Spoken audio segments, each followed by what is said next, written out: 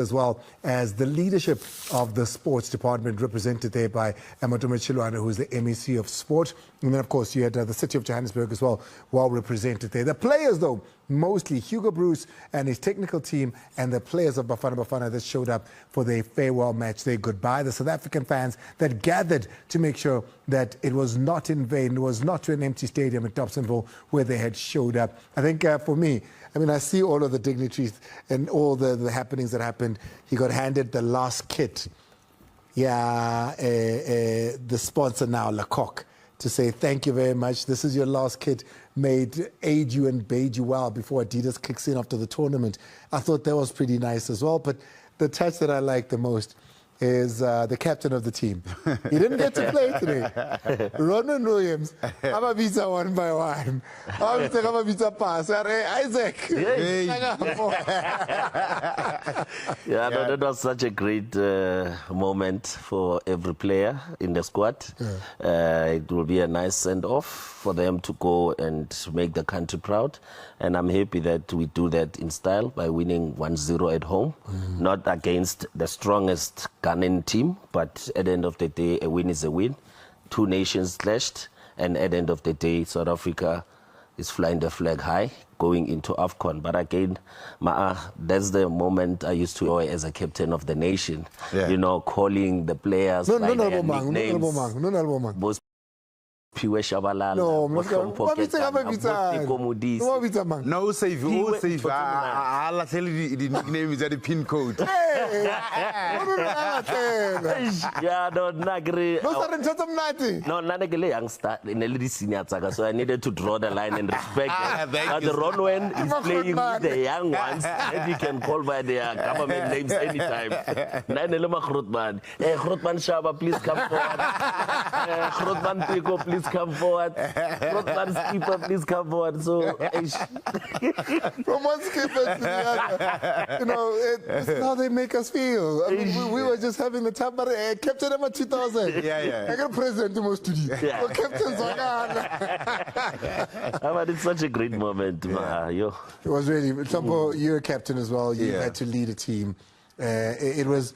In that, yes, we're laughing about how fun it was, but it showed unity, didn't it? Yeah. The players loved it. You know, you'd see they're striving for such a moment where, you know, the brotherhood coming into play.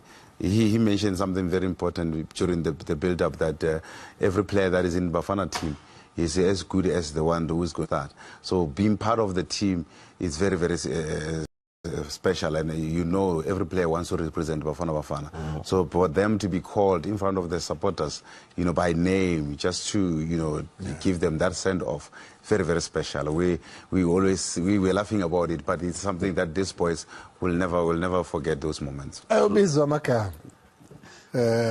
much to Ronan Williams for giving us a laugh there, as well as the rest of the team. What's that?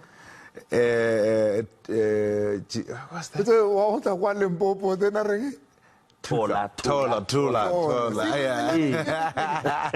learning new nicknames. 1-0 though was the final score. What did we learn about this particular Bafana in the 90 minutes that they played against Ghana? I can tell you what we learned about Ghana. Yeah. We learned that it's a hungry team. It's a team that's obviously got players that are looking to displace or to have the coach thinking, Kasim Mingle, about perhaps can we put this person in instead of the one that's in Europe. We saw some nice performances. We saw a little bit of a go, particularly towards the end. Some nerve-wracking moments there, Skipper. Yeah, no, definitely, especially in the second half. I think South Africa took the foot off the pedal, and Ghana showed signs that they even hit the post. So they showed that they wanted not to lose in this game. But again, what I like about the today's game was both nations gave the supporters that filled up the grandstands a good show. Yeah. You know, they didn't say, no, it's this friendly is not recognizable, so we'll just play and be careful and give them a boring game. So I'm happy that they gave us a good spectacle, and yeah, they deserve a nice send-off with a 1-0 win. Yeah, I mean, this Ghanaian team towards the end there, this is the 70th minute, as you can see there. Yeah. It was through the players of Matuludi and Gezana who doubled up and teamed up for that moment there. But it was some nervy moments, and you didn't want a game like this ruined by a draw or even a loss. I'll tell you what, this was a big test, and I just like whoever organized this match for Bafana, you know, to give them that heads up to say, there will be teams that will never go pound to pound with you. And in the first half, if you saw, Skipper mentioned that they will pack a bus, which they did. They dropped the line very deep. In the second half, they now step a little bit up, but that's where they got to the moment where they look at Navy. And in a match of the competition, there's teams that will gauge you. They will leave you to show your strongest sign and make sure that the strongest good players, they'll be on the ball, and then they will catch you with this kind of a balls where it's 1v1. Yeah. Look at this ball. From nowhere, it's really, they bypass the midfielder with one long ball behind the last line of defense. And this is the player that we Emmanuel Ano. Emmanuel Ano, 22-year-old. You can tell that he's very fresh in his approach, but aggressive in 1v1. Yeah, aggressive in 1v1. And they will create moments like this, especially West Africans. They know how to do that. They know how to bypass midfielders. And I think, like I said, this is a big test because we'll be playing against a team like Angola. They're not scared to always bypass the midfielder. They love to play behind the last line, and we should be ready for such moments. Moments like that, then I'm going to have a bit of a question mark in my head to say, Hugo Bruce, it's a good thing we had this match because now you've seen that. Yeah. Against Egypt, that's a goal. Yeah. Exactly. Highest level, there's definitely a goal. But we need to make sure that when you saw Ndamani going 1v1 with the striker, we needed a defender to cover for him. Just like the previous clip that we watched, Ndamani and Matuludi. They covered for each other. So now Sibisi and Ndamani were exposed. So Ndamani had to chase, and he was overpowered by strength. And hence the guy managed to get a shot on target, and unfortunately it hit the post, but we are happy that the ball didn't go at the back of the net. And Skipper, this is the right moment to see all those mistakes because the match is not that important, but it's important for us to prepare. That ball when they played, of course, the centre-backs will tell you that when the ball, the centre defender is looking up to play that ball, anticipate to cover the space. Sure that as a defender, see the striker in front of you. When the ball lands behind you, should be your ball. And I think this is a lesson from Damani, this is a lesson from any centre-back to know that if the striker is in front of you, you are safe. If the striker is within your left shoulder, you are not safe because then an advantage is a striker who is making you to face your own goal because look at how Emmanuel Ano did. Managed to put his body in front of the defender. Take the ball. Any touch is a penalty. Any touch, Mudamani went down, and it's a shot-out goal. So you don't want to put yourself or your team in that moment a lot, especially when you go into a tournament. Well, I mean, that was the nearest and the most nerviest that we got as a scare. See, Bafana South Africa. That's as close as that we've gotten. We made some changes as well in the second half to give a run to people like Mofokeng, Sipo Chain also coming in. And there was a direct swap between the two tens. And I want to go into that before we even go into the moments that we've had. That's obviously are going to be a Mofokeng as well as a Sipho Mbule.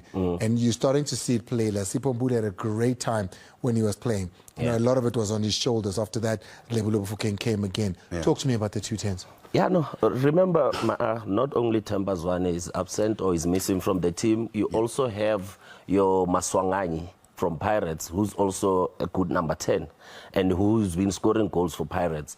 But again, with the two tens, when you have Mbule, who showed that he wants to score today. From the very first minute, he was sniffing inside the box. And remember in the previous games when he played as a 10, we were saying, no, but he's playing just outside the box as if he's a number 6 or number 8. But now, someone probably reminded him to say, no, as a 10, you play high up to support Makgopa.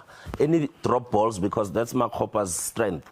They play the ball up, he just drops it, number 10 takes it.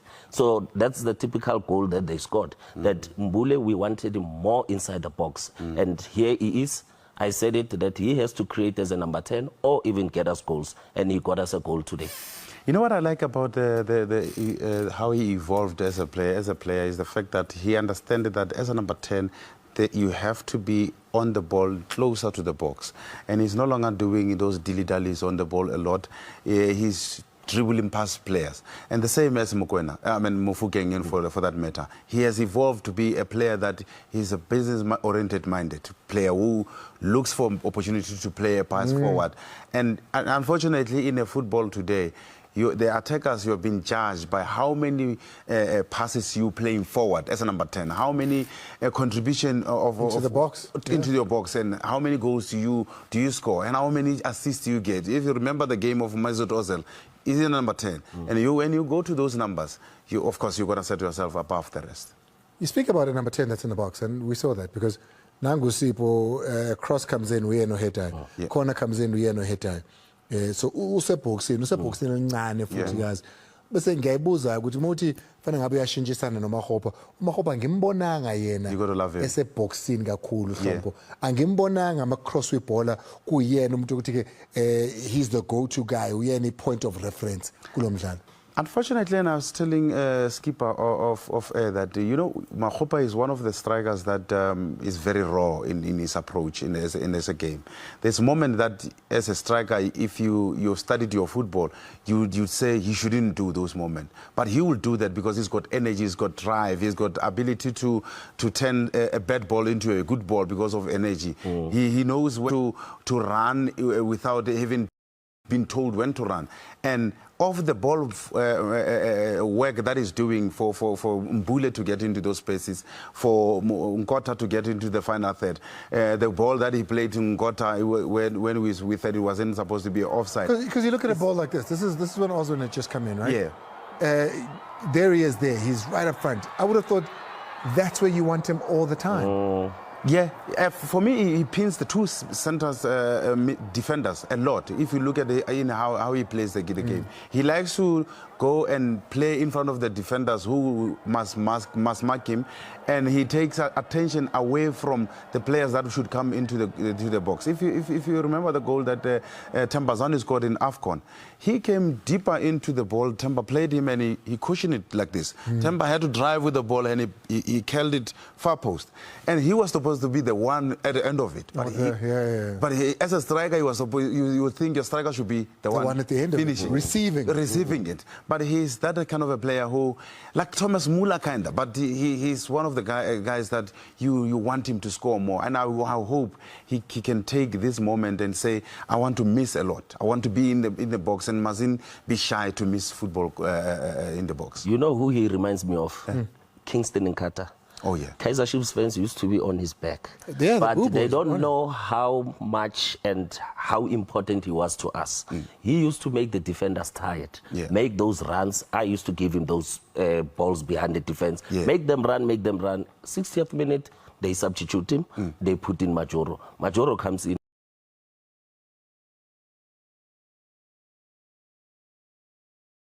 On the ball, don't judge him on how much he scores, etc. His job is to open up and create space. Create space for your teammates. Simple. He makes those runs, he takes two away. He creates space for the person coming.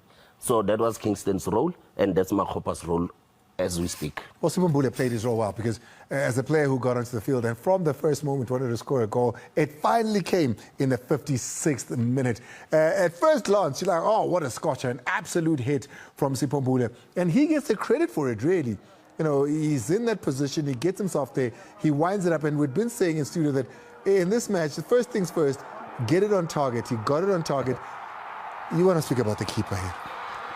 Before I go to the keeper, you saw how deep Sipho was. As a number 10, he picked up the ball from number 6 position. But look at where Makgopa is. Makgopa also is not a 9 now. He dropped in. And then the defense focuses on him because he's a number 9. Yeah. And what happened, it opened up for Sipho. And what a great strike, but the goalkeeper, poor technique, poor footwork, poor everything. And the positioning? I think positioning also poor because you can't dive using both your hands. As a goalkeeper, there's a certain height where you are forced to use one hand, either the bottom hand or the top hand, to make a save. So he went with both, and that didn't give him enough reach. He knew exactly what he was doing from the time he got the ball. Oh, he did. He was never sending it to the side. No, no. He's got that technique, Sipho, and I wish he can take a lot of these moments a lot, because he finds himself in the position where sometimes he opts for a pass where you're supposed to shoot, but he's got a clean technique.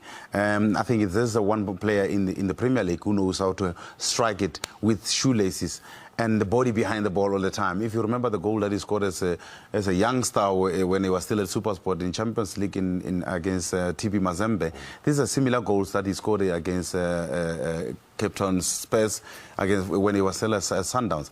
You'd want to see that happening, especially from a player like Sipho, because he's number 9 now. He needs to be closer to the goal. He needs to make sure that he takes the responsibility to himself, because sometimes you, as a number 10, you look at a striker is been picked, then what else? You can't dribble past everybody. Make sure that you hit the target. The goalkeepers don't like it to save the ball when there's so many bodies in front of them. True. Because sometimes the bodies will yeah. Of course. So the other number 10 is Rile. What's the difference in the way they both play? Rile is more a player who can pick a pass.